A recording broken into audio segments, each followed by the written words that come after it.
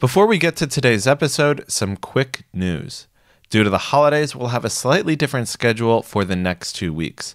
That means we won't have any episodes on Christmas Eve, December 28th, and New Year's Eve, which means that this is the last episode of the year.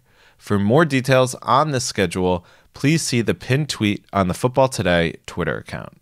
Now to today's episode.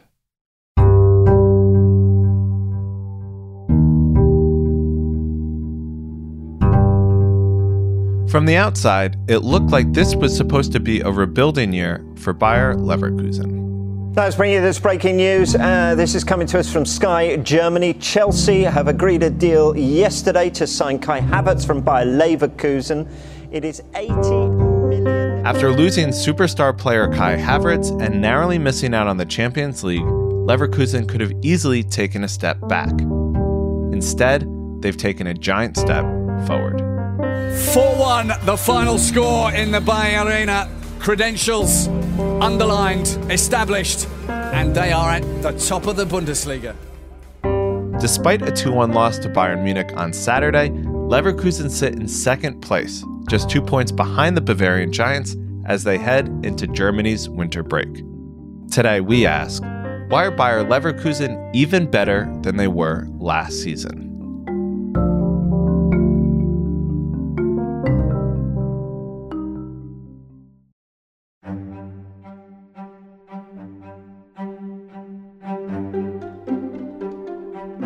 Bayer Leverkusen start this season has pretty much blown everybody away.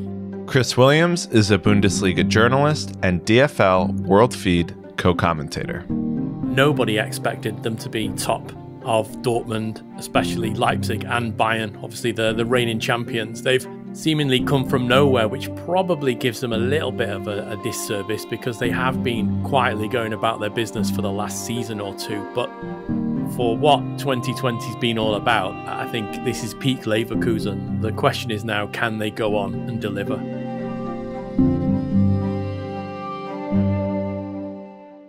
Before we get to that and discuss their season more in depth, let's rewind to the end of last season. How did they finish the season last year, especially after the restart? Yeah, so I mean, obviously a lot of clubs were impacted by the restart, but Bayer Leverkusen themselves, actually, they didn't do quite bad. They were in a good vein of form before everything stopped on the 7th of March. And then when it all came back later on in May, they did get off to a couple of good victories.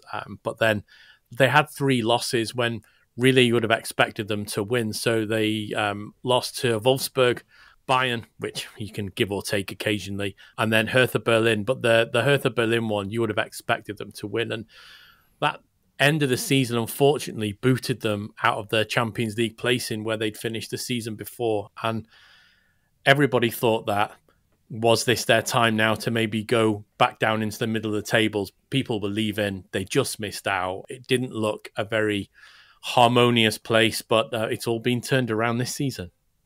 Let's bring you this breaking news. This is coming to us from Sky Germany. Chelsea have agreed a deal yesterday to sign Kai Havertz from Bayer Leverkusen. It is 80 million euros. Plus, obviously, over the summer, the big headline move was them selling Kai Havertz to Chelsea for more than £70 million.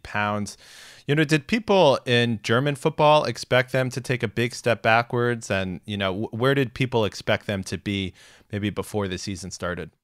Yes, obviously Kai Havertz left, but so did Kevin Volland, who was quite crucial to the playing style that Peter Bosz had sort of brought along to Leverkusen. He was getting plenty of goals. So the fact that one of their main creative outlets, as well as one of their main finishing outlets, both departed the club, it did come as a little shock, really. I personally thought that they would struggle this season to maybe even make the Champions League placing. And I think that's pretty much replicated by journalists and Bundesliga observers across the world. When you lose someone as quality and as influential as Kai Havertz was, I think everybody expected the drop-off to be quite spectacular. But as Leverkusen have done throughout their last recent history, they reinvent themselves by either bringing through academy players or finding these gems in South America. And yeah, they seem to have not been affected by it at all at the moment. And it's going to be really interesting to see maybe Kai Havertz leaving, them getting a lot of money, actually helped them in the end and didn't hinder them. It is currently Thursday afternoon when we're recording this, and they are in first place in the Bundesliga. Why have they been so successful this season? I mean, it's a really good question why they've been so successful this season, because maybe they've been able to capitalize on a little bit of lethargy around them. Bayern Munich, traditionally the team to beat, and Leipzig, who've sort of become their main challengers, probably outstripping Dortmund at the moment. Those two sides played late into the summer due to their Champions League commitments, had very little rest, very little pre-season. So there was a considering thought, would any team be able to take advantage of that? I don't think anybody really thought it would be Leverkusen. Everybody potentially thought it could be Dortmund, and they fell off rather spectacularly at times this season. But yeah, Leverkusen have come in, and I think the fact that they've been allowed to maybe play with a bit more freedom, less expectation. They have, of course, been playing in the Europa League themselves, so they haven't had the week off. They just seem to have been able to balance it a lot better.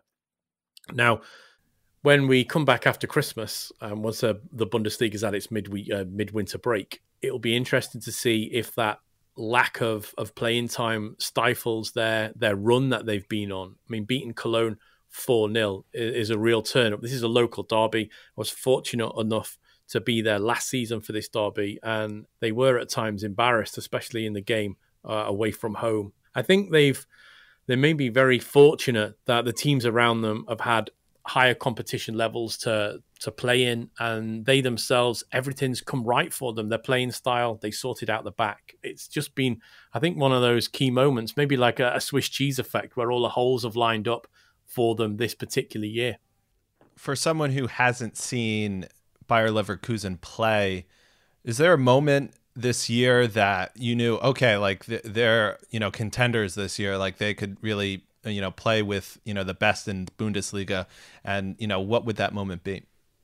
Well, yeah, there's been a couple, actually. So if you're not familiar with Leverkusen, over the past couple of seasons, they've been one of those sides that will either win 3-0 or get beat 3-0. There's just no consistency to them. They almost seem to survive by the mantle. If you score 3, we'll score 4. This season, I think it was early on when they beat Mainz and also Augsburg. And these are teams they have struggled against in the past occasionally, the lower down teams. They've won it with quite a high, tight defensive line, and that's something that shocked a lot of people. There was the win against Borussia Mönchengladbach, which is another derby. That was a classic Leverkusen 4-3. But even then, they looked a lot sharper than they had. But it's the last couple of match days. For instance, FC Schalke 04 are in a horrendous vein of form. They haven't won since this January. They're approaching a 40, 50-year-old record in the Bundesliga of most run without victories, or longest run without a victory. And when a team that hasn't won for nearly a year plays a team that's unbeaten in the Bundesliga, it sometimes throws up a bit of surprise. But Leverkusen went out and battered them 3-0. Now, Schick gets his chance, gets his goal. That's what Leverkusen wanted, and it's what they've got. And off the back of that, they went and then beat Hoffenheim, who have been playing very, very well in Europe, not so much domestically. And then, of course, there's this local derby away at Cologne in the Rhein-Energiestadion. This is the game where they would normally slip up, and they didn't. They were just superb, winning 4-0. Last 8 games, and here's Bailey. They're not done yet. Wirtz! It's 4! Just like in the first half. It's a quick-fire double for Leverkusen that deals all the damage. I think now a lot of people are saying, okay, this is it. I mean, of course, the big one, as we record this, is this coming Sunday against Bayern Munich. If they can get a positive result there at home, 1 point or 3, I think we can actually start to call them genuine contenders. We obviously mentioned a moment ago that Kai Havertz left in the summer and he was their best player. Who are the standout performers this season who have been driving them to first place? Yeah, I mean, there's been a couple, really. The one big standout has been Leon Bailey. He's a very talented Jamaican forward right winger, but he has been performing in peaks and troughs. He'll be exceptional for a couple of months, a little bit off the boil for the rest, and that's sort of been his whole career. It's Leverkusen, certainly. His ceiling is quite high, but will he ever reach that? Well, this season he's certainly been doing that. There's absolutely no doubt about that. Now there's trouble. Bailey makes it 2. Belarabi, Schick showed him where he wanted it, and Schick, but it's turned in by the second man coming in, Leon Bailey. Leon Bailey avec Nadim Amiri, des espaces pour le Jamaïcain. Oh, le but absolument somptueux de Leon Bailey. From the get-go, Bailey curls it beautifully. Oh, right into the corner. Leon Bailey, who's found his scoring touch. 2 in the way that his creativity has helped, as well as judging him with some of the goals. One of the goals he scored on the last match day was just simply phenomenal from outside the box. But I mean, there's Florian Wirtz as well, who 17 coming through the academy, pretty much has made the loss of Kai Havertz look like it didn't even happen. And these are two players who are quite similar. Florian Wirtz missed a game the other week because he had to take exams. This is something that Kai Havertz had to do. He missed a Champions League game a couple of seasons ago because he was sitting exams in school. So these two are almost like intrinsically linked. But yeah, I mean, there's been a lot. It's mostly the midfielders and the forwards. I still think they've got a few issues to sort out in defence. And Lucas Hradecky, who's a fantastic goalkeeper, is prone to the odd mistake, which he will say himself if you sit down with him. And he's learnt to adjust to the way Peter Bosz plays a lot more with his feet more than his hands. But it's really the midfield and the attacking trio up front that have settled and powered them to the top of the league. So are you kind of saying that Florian Wirtz might be the next Kai Havertz for this team, or is the next Kai Havertz for this team? I mean, that might be a bit unfair to put that much pressure on his shoulders at the moment, but he's certainly developing into that. Attacking midfielder, very creative, can make that link between the defensive midfielder, or that the line in between defence and midfield. He can take that transition into attack. He can pitch in with a goal himself, of course, which he got in this Köln derby as well. An easy outlet to Baumgartlinger. Now Bailey. He's got the youngster against the club that perhaps built him. Florian Wirtz celebrates against his former side as he makes it 4-0 Bayer Leverkusen. He's got it all at the moment. Now, with him being 17, I'm pretty sure, like any 17-year-old, he may hit a bit of a rut at some point, and his development will be peaks and troughs, as it is with all young players. So I would expect him maybe to take a little dip at some point. But at the minute, yeah, he is sort of papered over that loss with absolutely no problem. He's been standout. He's been tipped for success via the academy for a while, but he's really stepped up to it in this season. Now, you mentioned Leon Bailey a moment ago. I want to go back a bit. 3 years ago in 2017-18, he had his big breakout season, and that kind of put him on the radar of Europe's top clubs. That season, he scored 9 goals and notched 6 assists in the league. What has happened to him the last couple of years? Why haven't we been hearing more Leon Bailey buzz? Yeah, it's been a tough one, really. I mean, he's been in that compacted midfield area. I mean, you have to look back who was there previously by Leverkusen. You had the likes of Julian Brandt. So there was a lot of fight in Kai Havertz, of course. So there was a lot of fight for those attacking areas. Now, he is quite a versatile midfielder, which is one of his massive strengths. He can pretty much play anywhere, right, left, centre. Can even play up front if he wants, but most of the time, you'll find him out on the wing. But I think as players have moved on, he's been able to take that chance. And I know he's now into his 20s, he's 23, but if you go back to when he first burst onto that scene, and you're quite right, he had those 9 goals and 6 assists. He played exactly the same amount of games pretty much the season after and dropped off a little bit. But it's this season where he's come back into it. And I'm a big believer that players of all ages, until you get round to about 25, 26, they do go through these peaks and troughs. And Bailey's gone through his, and I think the club have kept hold of him. There's been offers, there's been interest from around Europe, but they've always wanted to keep him because the likes of Simon Rolfers, who's a sports director there and looks after the players' business, if you want to call that, he can notice these players and he can notice their quality, and he's quite happy for them to go through these dips in performances because he knows where they'll get to in the end.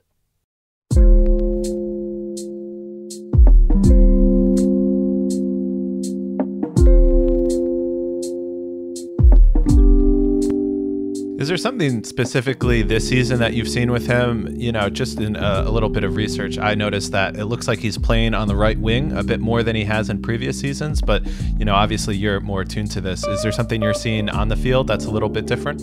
I mean, obviously, yeah, he's been moved over to the right. He has played predominantly on the left side of occasion, but as I say, he's very versatile. I think he's playing with a lot more confidence this season. Maybe it's because he's one of the more senior players now, believe it or not, at the age of 23. He's been in and around that squad for a long time, and sometimes these players can just take that next step up. His link-up play with those around him has been very, very good. It always has been in the past, specifically when he was playing with Kai Havertz at times. The relationship those two had on the pitch was very, very good. But he looks to be getting back to that level now. But being the main man, he can create goals, he can score goals. He's coming up with really innovative plays that obviously are off the training ground, but he's able to enact those innovative plays that Bosch and his staff are coming up with. He is like a real key member of this, and I just think it's down to him growing in confidence. The ability we're seeing this season, he's always had that ability. He's now getting the chance to do it as one of the main guys and not one of the guys on the fringe.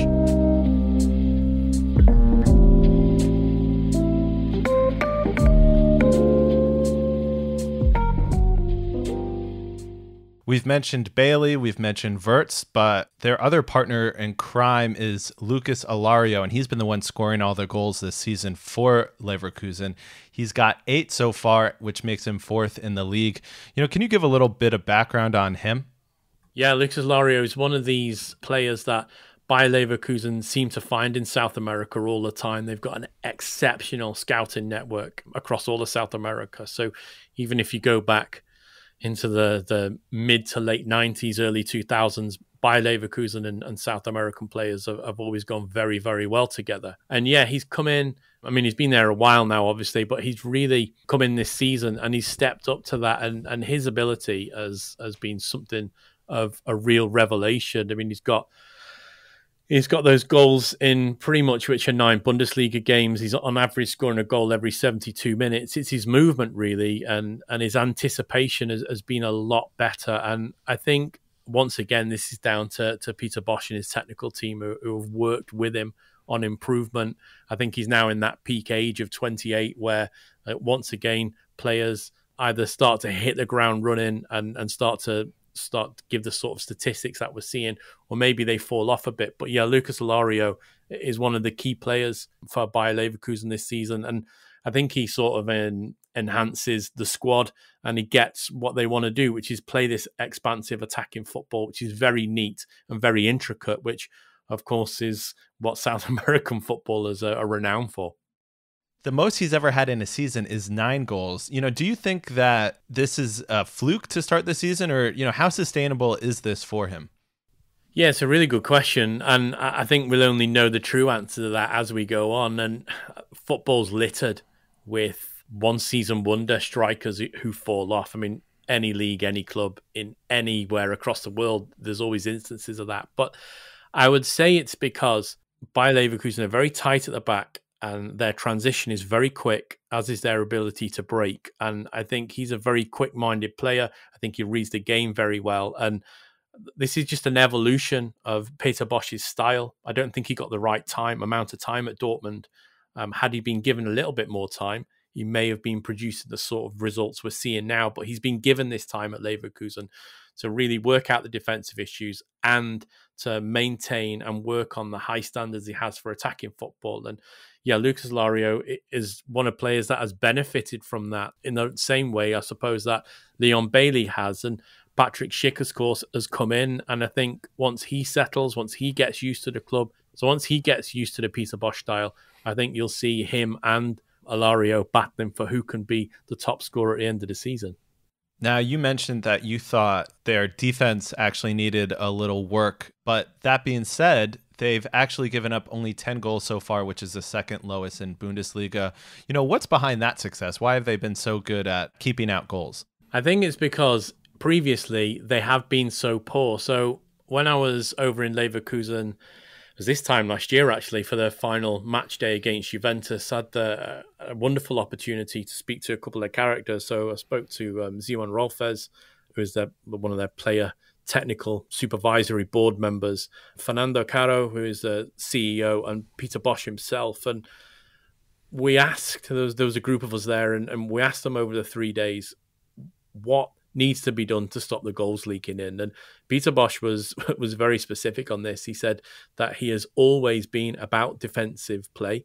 It's just he hasn't been able to have the right players at time, or he hasn't been able to get his system across. And I think what he's done this season is he's had the ability for everybody who's in that squad to learn how to play the way he wants. They have got some really good centre-backs there. They've got Edmund Tapsoba, of course, Jonathan Tah, who's been linked with pretty much every top club in Europe for the past couple of seasons. Sven Bender, when he's fit, is there. They've got the likes of Dragovic as well. So they do have some real key defensive players. And I think it was all for Leverkusen. It was about understanding the system and seeing them train as well, not just last year, but the year before as well. And I've been able to watch them train. They do work a lot on these defensive sides. I think, although they're very good, if they want to take it to the next level and win the title, which they could do this season, if they want to continue to that, I just think it's an area that they may have to invest in a little more heavily, because at the moment and the past couple of seasons, it's been all about the midfield and the attack, but can't complain this season really at all. They're just prone to the odd error, but they've got away with it this season. Can you describe their defensive issues a little bit more? The problems that Leverkusen, I think, have had in the past is there's always been a little bit of a discrepancy between their defensive midfielder and their centre-back partnerships. And I think that's where the confusion has allowed teams to get in between those two lines. And then occasionally the centre-backs have been dragged out of position, which of course exposes the wing-backs then. This season, that's been completely stopped. From the stats I've seen through the Bundesliga from AWS, their average positions have been slightly higher than normal. They're a little slightly more compact as well. And that's obviously something they've worked in training. And I do genuinely think that it's down to Peter Bosz's training methods and to get them to play that. Last season against Juventus, that I mentioned when I was in the ground for that, there were gaps in between those two back lines, and the likes of Ronaldo, etc., were able to play through it quite easily. That has been sorted out this season. So I think what they've worked on is a higher starting position and wing backs tracking back and playing a lot more narrow as well.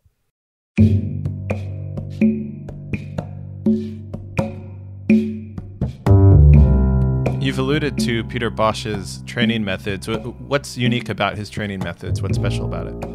Well, I think everybody will remember his time at Ajax, where, they were another side that sort of flew by the seat of their pants and would go and win 4-3, 5-4, especially in that wonderful Europa League campaign they had. Simply a thrilling football match. Just a joy to watch a beautiful young Ajax team play the beautiful game. They scored 4. It feels as though they could have had 44. His training methods now look to be all about ball retention, which is quite maybe a little bit of a sidestep from what it was previously, because it was about how to move the ball quicker up the field, keep the ball in the attacking element. Now it's about how they can stretch the opposition. Can they pull them out? Now they're looking for that one pass to break the line, or they're looking for that one run from the midfield areas to break into the channel areas for the crosses to come in from the likes of Bailey. So when I've seen him train and when I've seen him work on the training, especially this season and last season, they're doing a lot more tighter games. So working with the ball in more compact and confined spaces. And I think if you see that now, you can see them able to pass the ball exceptionally well over the short areas and make their way through the different lines. And it's all down to the training methods. And it's an evolution. Coaches go through evolutions, and he's getting the time, Leverkusen, to go through those evolutions, to sort the attack out. Now he's starting to sort the defense out, and now they're playing a lot more intricate football in the middle, and it's leading to a lot more success. Leverkusen got a problem as well. I mean, they're called Neverkusen because they're never able to win anything. So they are known as Leverkusen. They've been runners-up 5 times, but have never won the Bundesliga. Do you see them continuing this start and contending for the title, or is this just a temporary hot run of form and it'll fade as the season goes on? Yeah, I mean, that's another really good question. I spoke with a couple of people at Bayer Leverkusen this week and asked them how they were feeling, and they're excited because like me, they thought maybe a little wobble would have come against a team like Schalke. And certainly, how would the derby pan out? This last week for me has been real crucial for them. They've dispatched Schalke with ease. They've dispatched FC Köln with ease, the neighbour. It's very close. Most people who work and in Leverkusen live in Cologne. That's how close that's how close the town is to the city. It's a real rivalry for Leverkusen, especially Cologne, more for Gladbach. But they are now looking at it. I think it's all to do with this game against Bayern. If they can get a positive result against Bayern and extend that lead by a couple of points, if they can win, that would sense that they have a real chance this season. But as we know, this season's such a condensed one. Teams have gone through injury problems. I think Bayern and Leipzig have gone through a swell of games that have come very quickly for them. If Leverkusen can stay there or thereabouts, if they can stay top, brilliantly, but if they can hang on to Bayern's coattails or Leipzig's coattails by 1 or 2 points as we get into the back end of the season, I think they've got every shot of finally getting that Bundesliga title back into their trophy room.